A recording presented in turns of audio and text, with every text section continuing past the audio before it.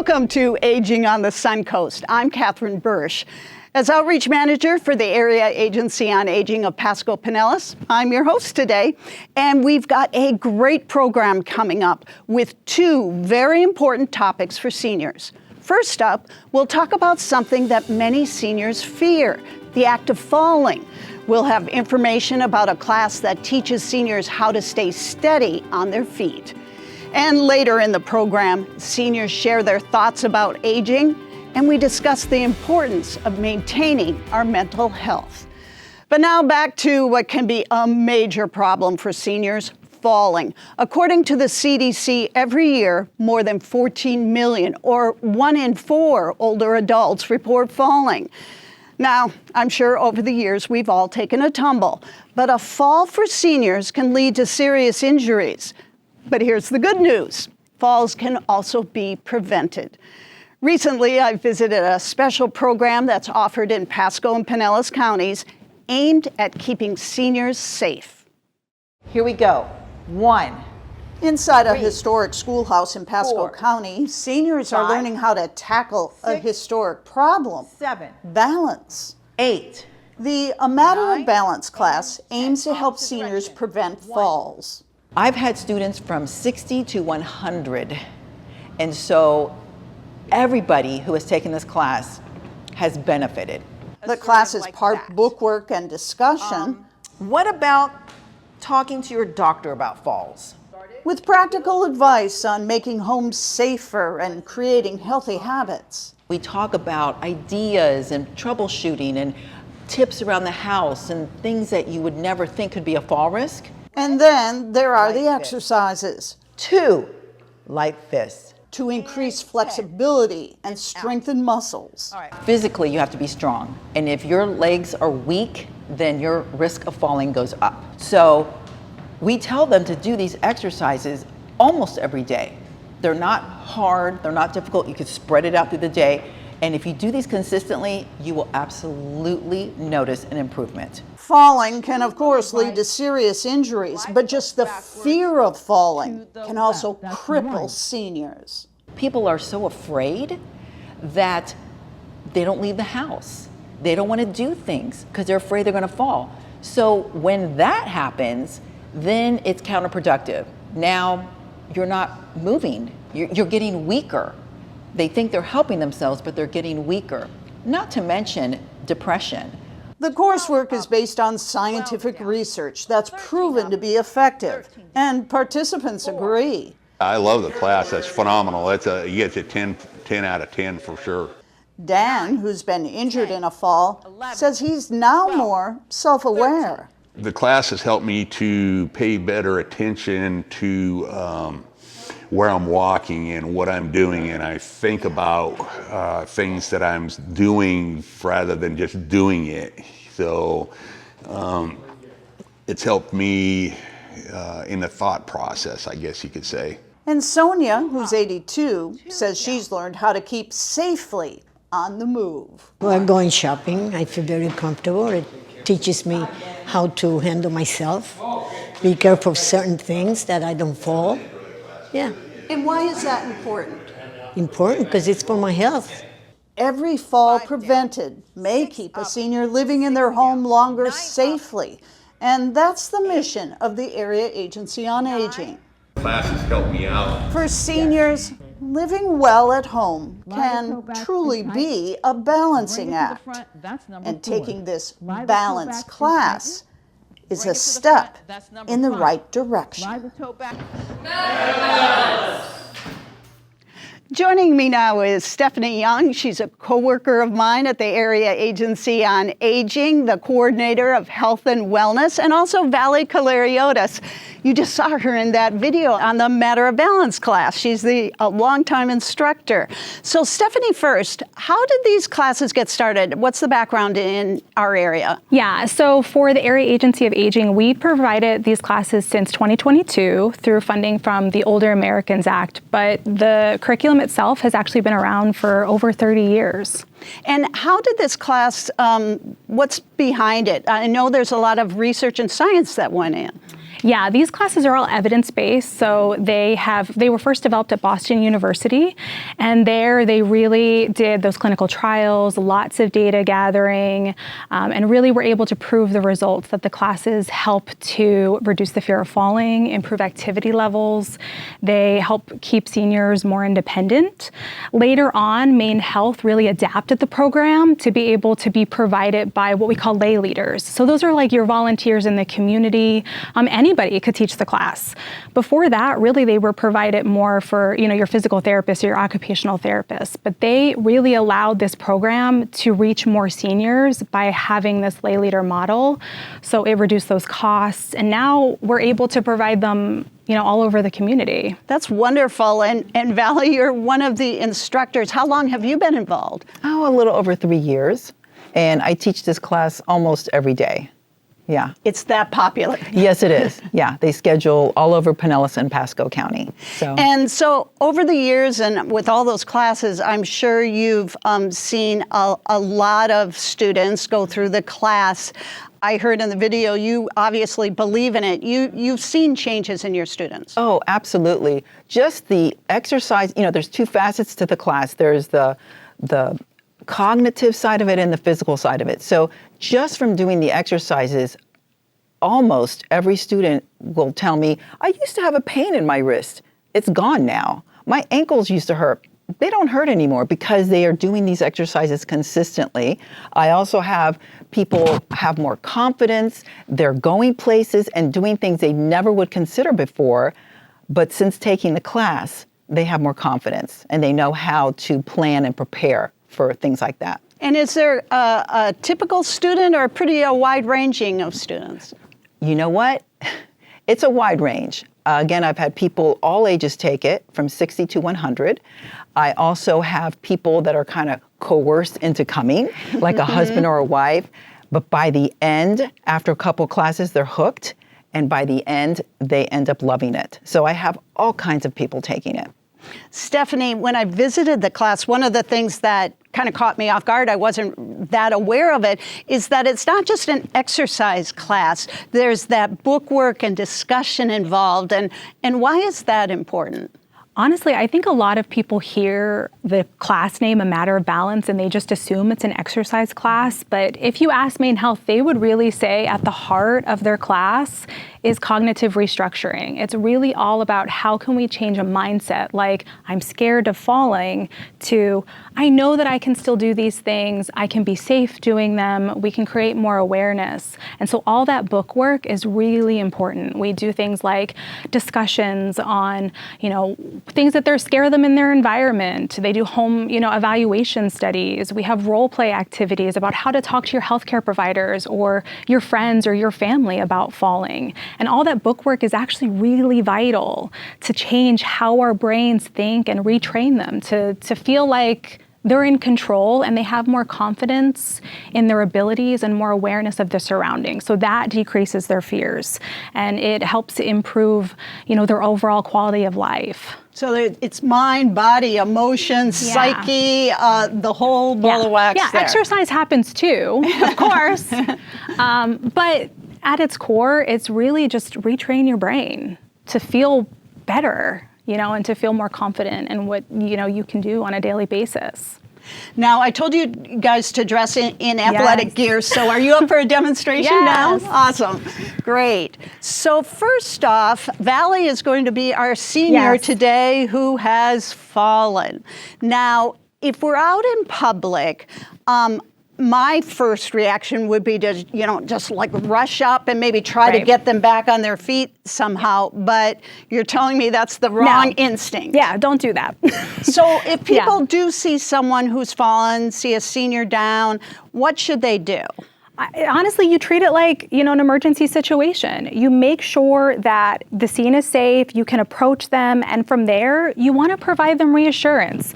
Say, hey, Valley, are you okay? Did you hurt yourself?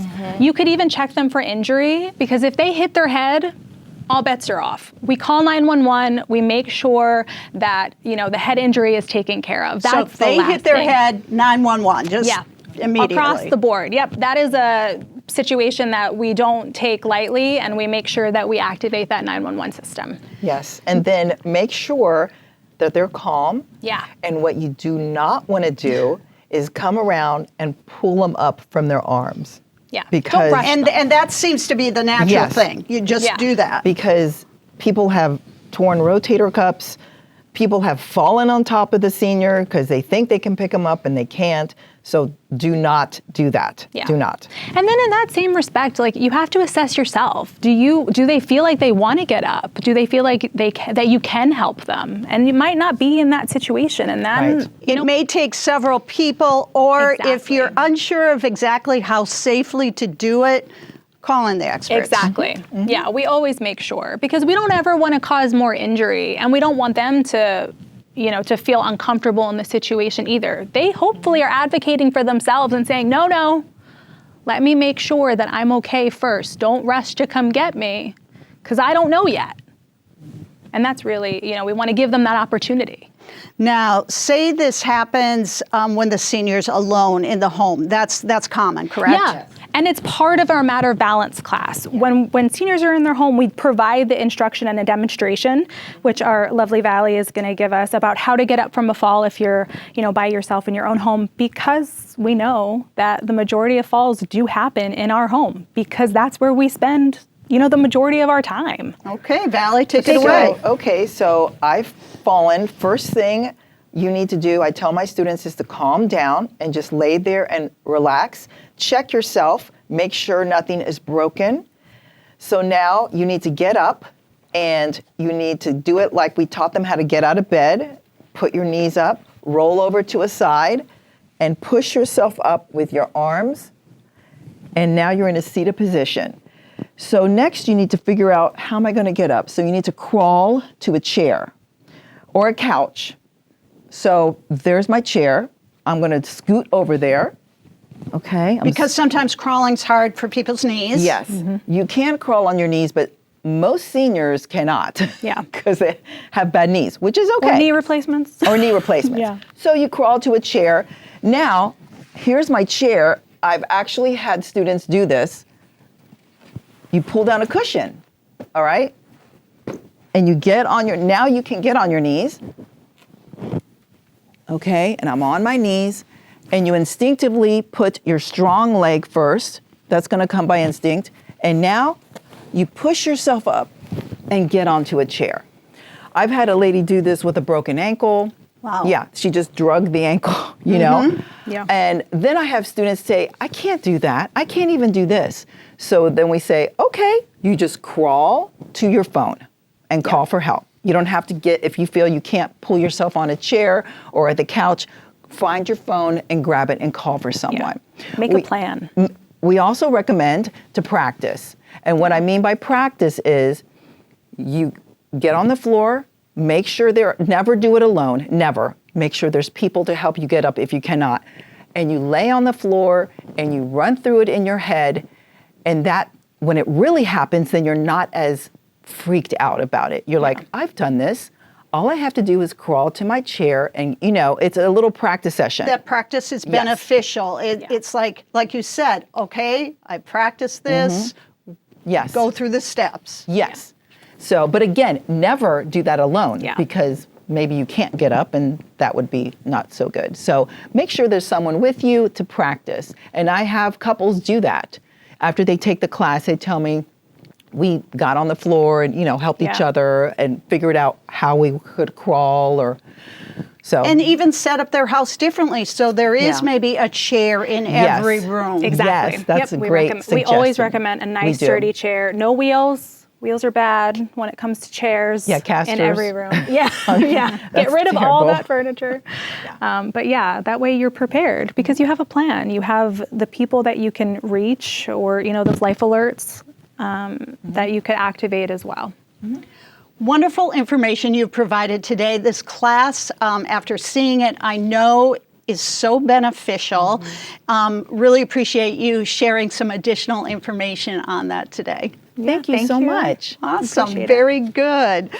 Now, if you are interested in joining a Matter of Balance class, you can call 727-570-9494. 9696, extension 163. There you can find out where and when classes are being held. Again, that number is 727-570-9696, extension 163. When we come back, we'll flip the script on aging and have some great information about mental health counseling for seniors.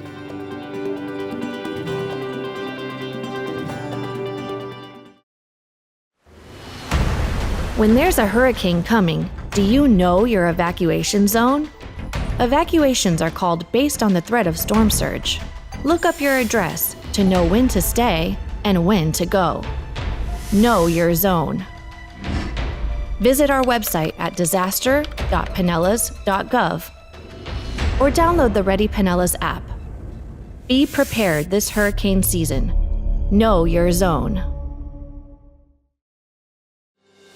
Welcome back to Aging on the Suncoast. I'm Catherine Bursch. In this half of the program, we're switching gears a bit. Back in May, we celebrated Older Americans Month, and the theme this year was flipping the script on aging. There are so many stereotypes about seniors, and to help combat that, I sat down with some local seniors and got their take on aging.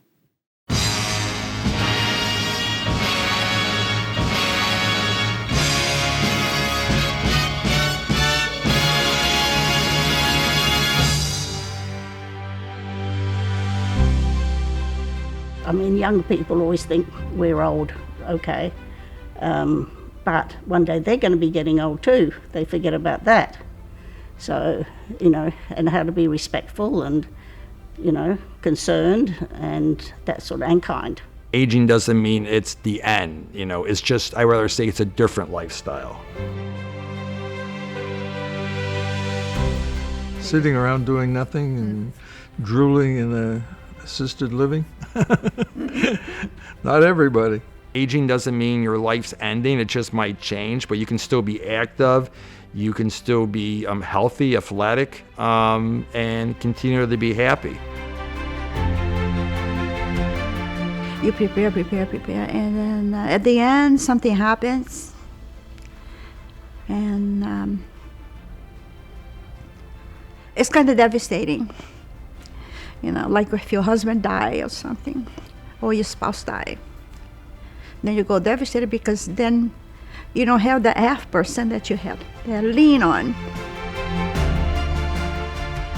I just encourage people to be active, to do the things they want to do, if they can walk or swim or like here play harmonica, and just to enjoy, to not ever feel alone. It's no good sitting at home. And if you get a bit lonesome, call somebody or do something for somebody. Makes you feel a lot better. You're never too old to learn.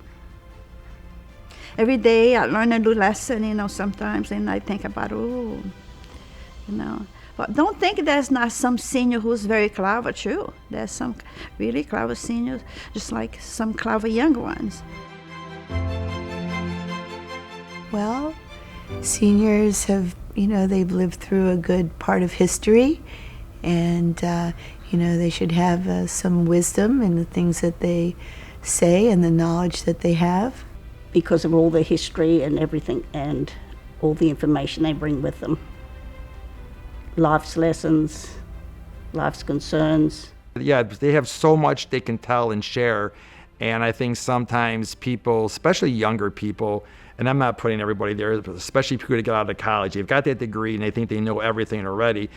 This senior might not have a degree, but they've got a lifetime of experience that they can share. They should be treated should treat others as you want to be treated. So with loving kindness, it should be, and to listen to what people have to say. With kindness, understanding, patience, because we're all not as sharp as we used to be, including me. No, nobody should be dismissed. We should have mercy, on them, on seniors and the young ones too. What makes me happy? To know that I am loved and I am loved, and that a loving universe wants to give me the things that I want. What makes me happy? Just getting up every day and having a reason to do so, involving myself in situations and around people. My music, I love music. Bring some music, turn the radio on. Because when you feel like crying, you can sing. La, la, la, la, la. Teach your children how to sing and how to dance, because they never have to be sad. Being able to kayak, being able to travel, being able to be with my daughter. I think aging is a beautiful thing. You know, I think that we can enjoy our years, embrace our seniority without fear, knowing that there's you know, we've worked hard, hopefully, to blaze a good trail for ourselves with others, and to keep encouraging our own selves along the way. I want to thank those seniors for sharing their thoughts and being so honest. They all are facing aging with a positive attitude. But you also heard about some of the challenges of aging. You know, it's not always easy. And that's why it's important for seniors to pay attention to their mental health. Joining me now is the Area Agency on Aging's Director of Programs, Christine Didion. Thanks for coming, Christine. Thank you for having me. Well, Christine, just like all of us at any age, mental health can be an issue with seniors, right? Absolutely. The National Institute of Mental Health estimates that 15 to 20% of older adults are living with a mental health condition, and that number is actually expected to double by 2030. Wow. It's also important to note that that number might be underreported because about 2/3 of older adults who are living with a mental health condition aren't receiving the support or treatment that they might need. What are some of the issues that seniors have to deal with that might lead to depression or anxiety? Depression and anxiety are the two most common mental health conditions that are diagnosed in older adults. And when we think about the unique but common life events that a senior or older adult would go through, it does make sense. Older adults are often experiencing the loss of a loved one, like a spouse or a loved one, a dear friend. They may be living with a physical health condition that might limit their ability to care for themselves or limit their independence. Maybe they can't leave their home like they used to or drive. So that can lead to isolation and loneliness. Seniors may also find themselves caring for an aging loved one and experiencing caregiver burnout or that extreme stress and overwhelming feelings that might accompany taking care of someone else. It just, those things that, you know, come along with life, and we all may experience some or all of those things. Absolutely. What are some of the signs that a senior themselves or perhaps a family member can look for to say, you know, depression might be happening here, or anxiety or some other issues? Yeah, absolutely. And it's important to note that we all feel sad in our lives. It's normal to feel down sometimes. It's normal to feel anxious. It's when there's symptoms that are persistent and impact your everyday ability to do things that you're normally able to do. So for both depression and anxiety, some of those symptoms can go hand in hand or can look similar to each other. So seniors might want to be on the lookout for a general sense of feeling down or not getting enjoyment, especially not getting enjoyment out of activities or things that they used to find enjoyable. They might experience changes in sleep, either sleeping too much or sleeping more than they used to, or disruption in their sleep, or they sleep through the night, but they wake up exhausted, not feeling refreshed, or just during the day they just have a general lack of energy.